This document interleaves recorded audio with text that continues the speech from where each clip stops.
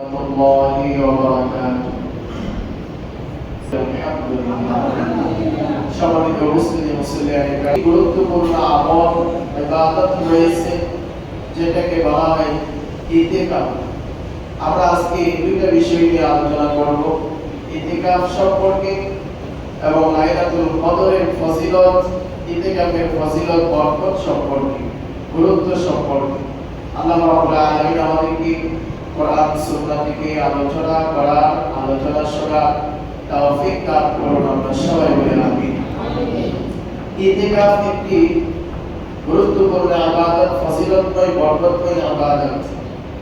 ইতিকাফ শব্দের আবিধানিক অর্থ হচ্ছে নিঃসঙ্গতা, বিচ্ছিন্ন থাকা, অবস্থান করা ইত্যাদি। আর শরীয়তের পরিভাষায় ছেলে মেয়ে, আত্মীয় স্বজন, ব্যবসা বাণিজ্য, দুনিয়াবি সকল প্রকার কাজ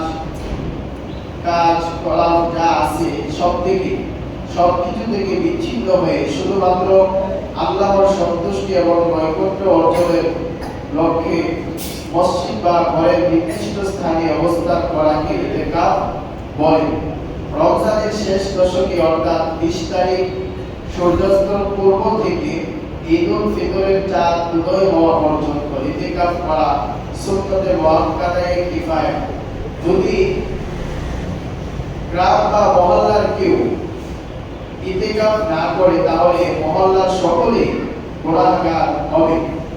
এই বিষয়ে আমরা ইতিকাফের যে প্রকার রয়েছে, তিনটি প্রকার রয়েছে ইতিকাফের, তিনটি প্রকার আমরা তুলে ধরব। এক নম্বর হচ্ছে ইতিকাফ তিন প্রকার।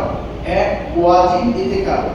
দুই নম্বর হচ্ছে সুন্নাত, তিন নম্বর হচ্ছে মুস্তাহাব।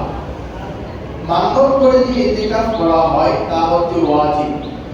আর রমজানের শেষ 10 দিন যে ইতিকাফ করা হয় এটা হচ্ছে সুন্নতে মুআক্কাদা কিফায়া।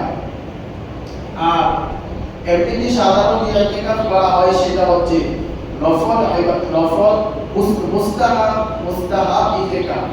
সুন্নতে মুআক্কাদা কিফায়া যে ইতিকাফ, এটা যদি কোনো মহল্লার ব্যক্তি যদি কোনো মসজিদে যদি আদায় না করে তাহলে ওই মহল্লার প্রত্যেক মানুষ গুনাহগার হবে। আর যদি কারো পক্ষ থেকে, মহল্লার পক্ষ থেকে একজন মানুষ যদি ইতিকাফ করে তাহলে এই মহল্লার প্রত্যেক ব্যক্তির হক আদায় হয়ে যাবে, গুনাহ থেকে তারা বেঁচে যাবে। দ্বিতীয় মাসআলা হচ্ছে যদি টাকা পয়সা দিয়ে কেউ ইতিকাফ করে অথবা করানো হয়, এই বিষয়ে কি বলা হয়েছে? আমাদের দেশে অনেক মসজিদে টাকা দিয়ে লোক রেখে ইতিকাফ করানো হয়। এভাবে টাকা বা কোনো কিছু বিনিময় গ্রহণ করে ইতিকাফ করা বা ইতিকাফ করানো উভয়টি নাজায়েজ গুনাহের কাজ। এর দ্বারা ইতিকাফ আদায় হবে না, বরং সকলে গুনাহগার হবে। তাহলে যদি কোনো মসজিদের মধ্যে মহল্লার কোনো মানুষকে অথবা অন্য কোনো জায়গা থেকে মানুষ টাকার বিনিময়ে, কোনো কিছুর বিনিময়ে যদি ইতিকাফ করানো হয় তাহলে ওই মহল্লার সকলেই গুনাহগার হবে, বরং ইতিকাফ আদায় হবে না। স্বইচ্ছায় সওয়াবের নিয়তে ওই মহল্লা থেকে কোনো মানুষ, যে কোনো মানুষ পুরুষের মধ্য থেকে মসজিদের মধ্যে ইতিকাফ আদায় করলেই বাকি মহল্লার সকলের ইতিকাফ আদায় হয়ে যাবে, তারা গুনাহগার হওয়া থেকে বেঁচে যাবে। এরপরে রাসূলুল্লাহ সাল্লাল্লাহু আলাইহি ওয়াসাল্লাম হাদিস শরীফের মধ্যে বলা হয়েছে যে রমজানের শেষ দশকে তিনি ইতিকাফ করতেন। হযরত আবু হুরায়রা রাদিয়াল্লাহু তাআলা আনহু থেকে বর্ণিত, তিনি বলেন নবী করিম সাল্লাল্লাহু আলাইহি ওয়াসাল্লাম প্রতি রমজানের 10 দিন ইতিকাফ করতেন। তবে যে বছর নবী করিম সাল্লাল্লাহু আলাইহি ওয়াসাল্লাম ইন্তেকাল করেন সেই বছর তিনি 20 দিন ইতিকাফ করেছিলেন, 10 দিন বাড়িয়ে তিনি করেছিলেন। তবে শেষ 10 দিনই হচ্ছে সুন্নতে মুআক্কাদা কিফায়া।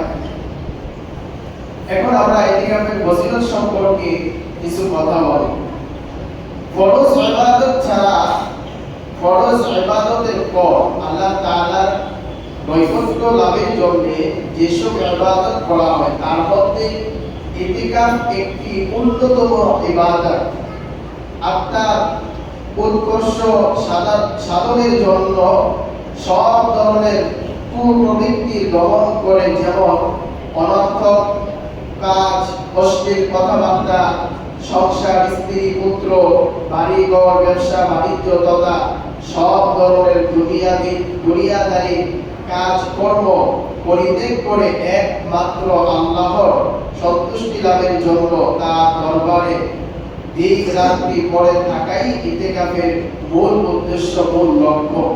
তাহলে মানুষ যখন দুনিয়ার সব তার কাজকর্ম ছেড়ে দিয়ে শুধুমাত্র আল্লাহ রাব্বুল আলামিনের সন্তুষ্টি পাওয়ার আশায় নির্দিষ্ট জায়গায় নির্দিষ্ট দিনের জন্য যখন মানুষ বসে পড়ে, তখন আল্লাহ তাআলার নৈকট্য পাওয়া মানুষের জন্য সহজ হয়ে যায়। তার ইবাদতের জন্য তার জন্য একটি সহজ সময় এসে যায়। এই জন্য ইতিকাফ যখনই মানুষ করে তাকে নির্দিষ্ট জায়গায় করতে হয়। মসজিদে করলে নির্দিষ্ট জায়গায় বসে, ঘরের মধ্যেও যদি কেউ ইতিকাফ করে ঘরের যে কোনো একটি জায়গায় নির্দিষ্ট স্থানে নির্দিষ্ট সময়ের জন্য ইতিকাফ করতে হয়। ইতিকাফের ফজিলত সম্পর্কে হাদিস শরীফের মধ্যে আরো বলা হয়েছে। হযরত আয়েশা রাদিয়াল্লাহু তাআলা আনহা থেকে বর্ণিত, তিনি বলেন, রমজানের শেষ দশক আরম্ভ হওয়ার সাথে সাথে রাসূলুল্লাহ সাল্লাল্লাহু আলাইহি ওয়াসাল্লাম সারা রাত জেগে থাকতেন এবং নিজ পরিবারের লোকদেরকে ঘুম থেকে জাগাতেন এবং তিনি নিজেও ইবাদতের জন্য প্রস্তুতি গ্রহণ করতেন। তাহলে এই প্রস্তুতি গ্রহণ করাটা ইতিকাফকারীদের জন্য একেবারে সহজ হয়ে যায়।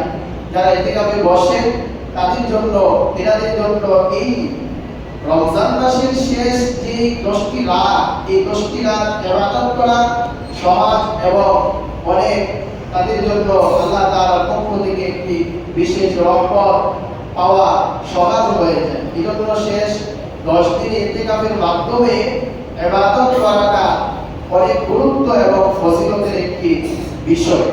অন্য হাদিস শরীফের মধ্যে এই ইতিকাফ সম্পর্কে বলা হয়েছে যে হযরত আয়েশা রাদিয়াল্লাহু তাআলা আনহা থেকে বর্ণিত, তিনি বলেন, রাসূলুল্লাহ সাল্লাল্লাহু আলাইহি ওয়াসাল্লাম ইরশাদ করেন, তোমরা রমজানের শেষ দশকের বেজুর রাতে লাইলাতুল কদর অনুসন্ধান করো।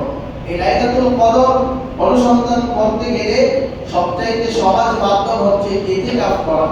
ইতিকাফ যখন আপনি বসবেন তখন আপনার এই সংসারে এবং দুনিয়াবী ব্যবসা বাণিজ্য অর্থ উপার্জনের কোনো চিন্তা ভাবনা একেবারেই থাকে না, এগুলোর সাথে জড়িত থাকে না।